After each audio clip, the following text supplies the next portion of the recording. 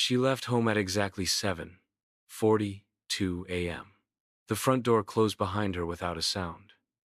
The street was quiet. The sun was already warm on the pavement.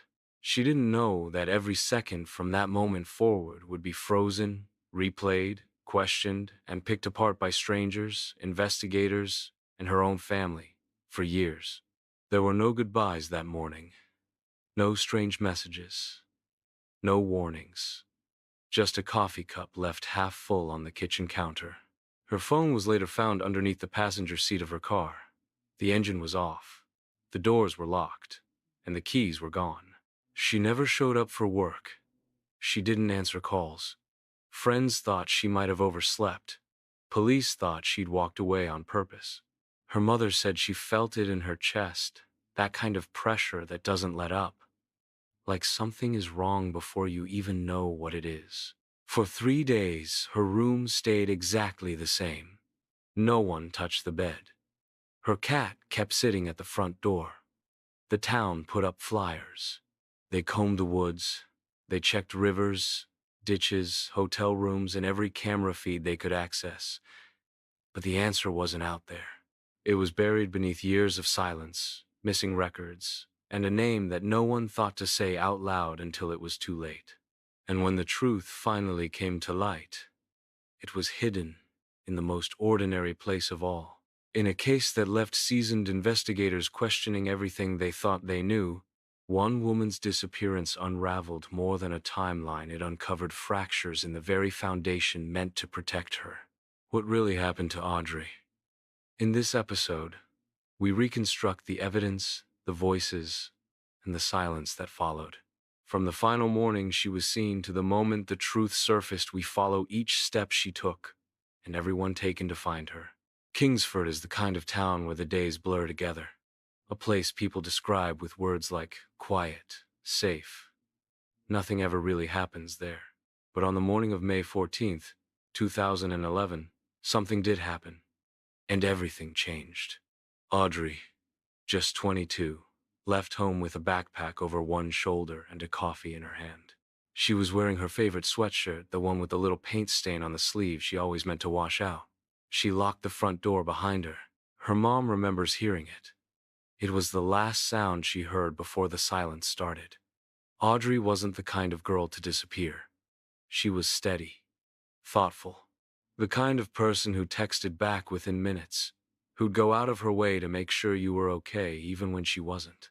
She had dreams, small ones, big ones. She wanted to start a photography business, open her own studio one day. She had recently enrolled in a night class at the community college.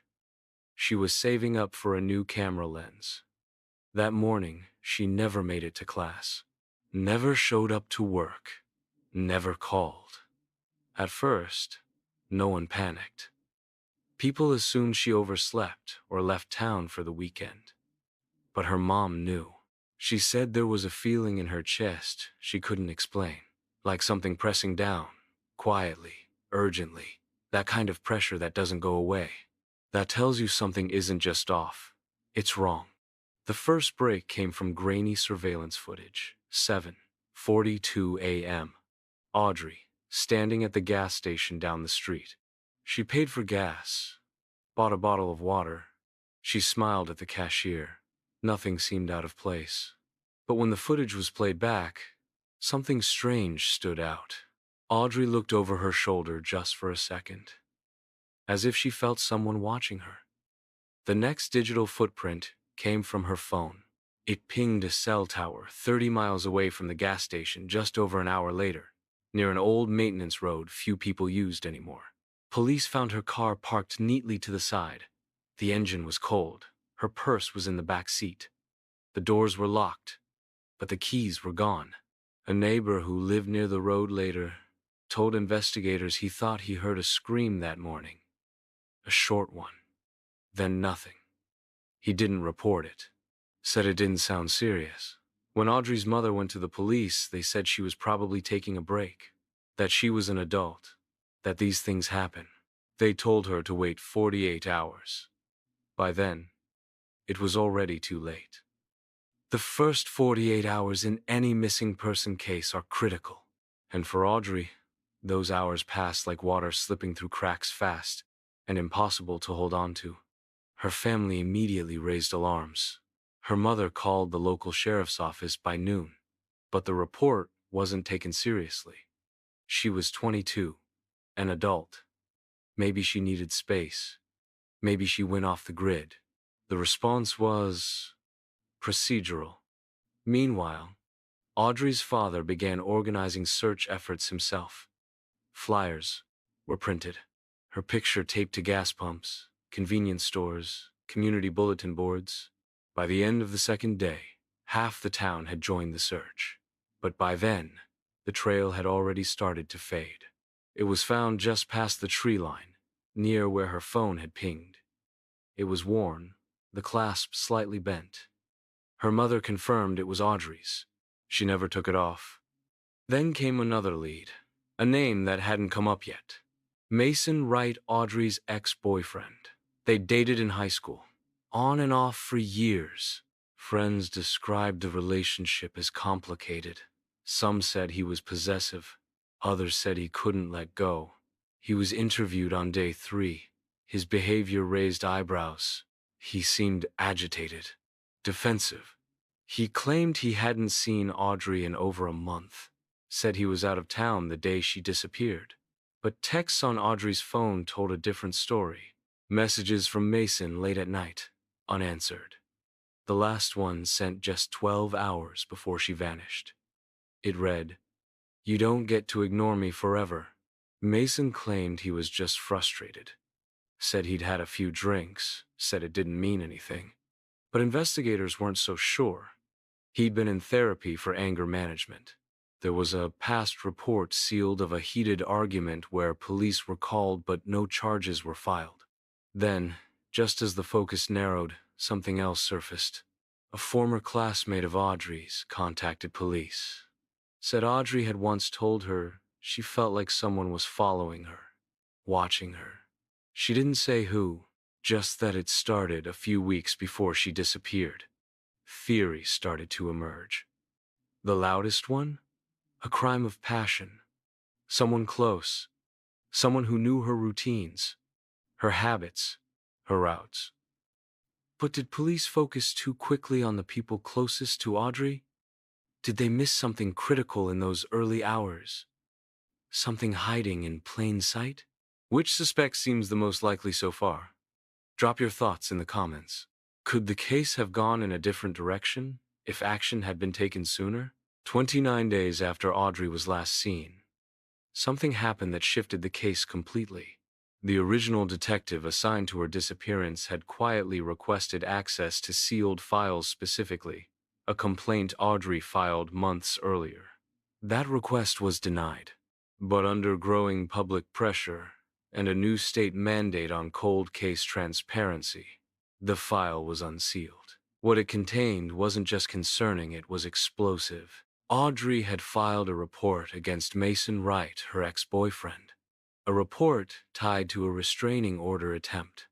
It alleged verbal threats, descriptions of being followed.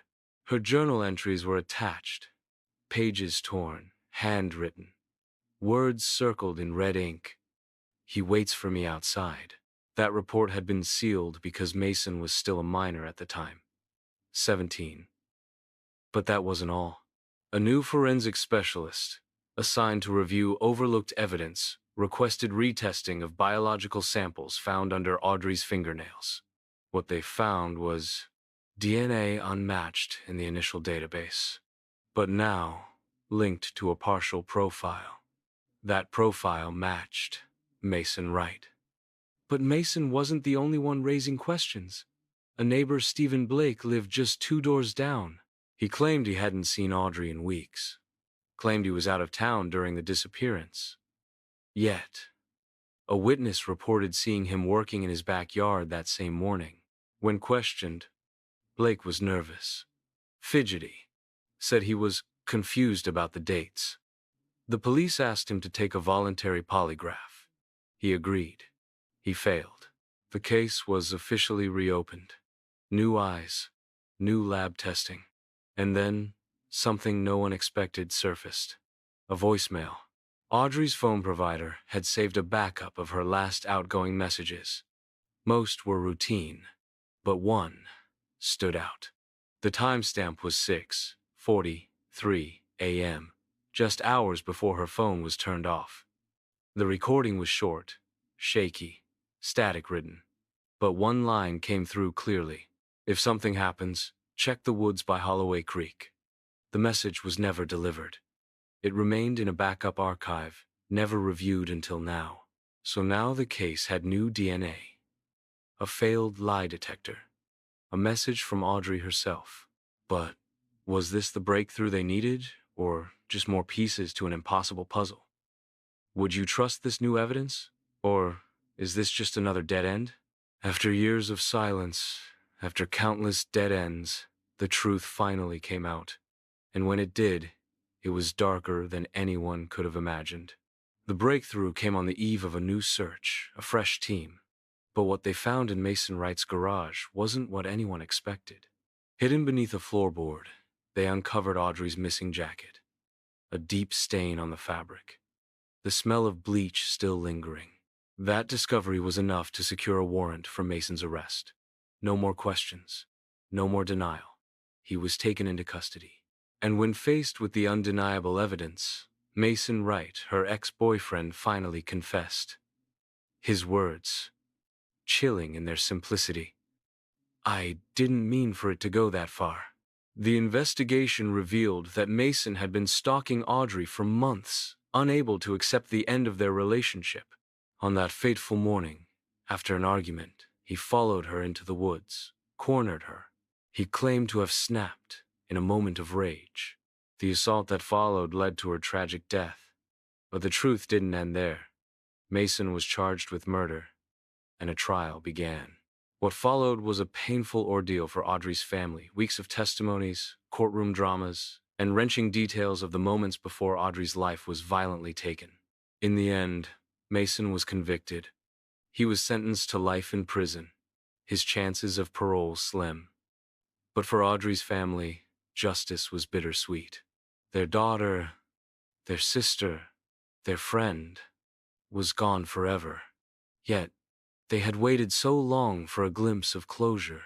Audrey's family, though they had finally received justice, were left shattered, carrying their grief with them each day.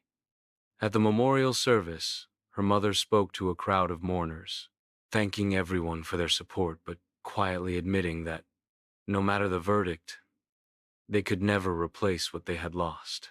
"We live every day with her absence," her mother said, her voice breaking, "but we hope the truth will bring us some peace." For the small town of Kingsford, the shadow of Audrey's disappearance hung heavy. The once quiet streets were now haunted by memories of the girl who had been so full of life, now lost to violence. The town rallied together to remember her, to make sure her story was never forgotten. Yet, as the years passed, the investigation, though concluded, continued to stir up questions. Was there anyone else involved? Was Mason the only one? Theories among local residents and online sleuths continued to circulate. Some believed there were deeper connections, possibly even a cover-up. Theories ranged from the involvement of someone close to Mason to the idea that Audrey had known something she shouldn't have. As the investigation closed, the rest of the world moved on. But not everyone let go of the mystery. The truth may have come to light, but for Audrey's family, the aftermath will forever be a mix of relief and sorrow. A life lost, a killer behind bars, but a Frasian's sorrow. Wound that would never truly heal. A girl with dreams, silenced far too soon. A town forever changed. A case that gripped the nation unraveled by persistence, haunted by possibility. Audrey's story isn't just a headline. It's a reminder that sometimes justice comes late, and sometimes not at all. Was the truth truly revealed? Or are there more secrets buried in this case? Share your thoughts and theories in the comments below. Don't forget to like, subscribe, and click the bell for more deep dives into unsolved mysteries.